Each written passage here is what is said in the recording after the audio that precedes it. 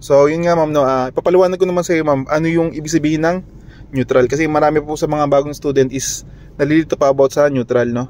Okay. Ito pong si neutral, for the name itself is zero siya, zero. Okay.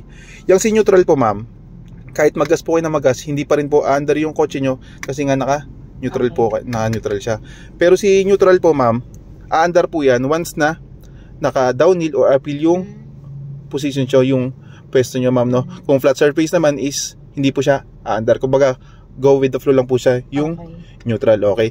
Kaya make sure na kapag naka-neutral po kayo is lagi pa rin naka-brake o kaya naka-handbrake, okay? Kasi nga, hindi nyo po kabisado yung road situation. Kasi minsan, umaandar po yun ng paunti-unti lang, no? Kasi nga, minsan, medyo pababa siya, medyo pataas po yung situation ng road natin, okay? Kaya minsan, ginagamit din po siya madalas sa sobrang traffic po, no? Yung wala talagang galawan na traffic. For example, para at least, pag naka-drive po kasi kayo, then naka-brake kayo, ang nangyayari po kasi, naglalabanan po sila. May force po kasi yan, no? Ibig sabihin, pag nag-drive ka, ibig sabihin, nilalabanan niya yung tawag dito, yung force. Kaya, kumbaga parang stress silang dalawa, yung brake mo, tsaka yung drive. Kaya make sure, pag sobrang traffic at wala talagang galawan, as in, pwede po kayong mag-neutral, then, handbrake po, no? Okay.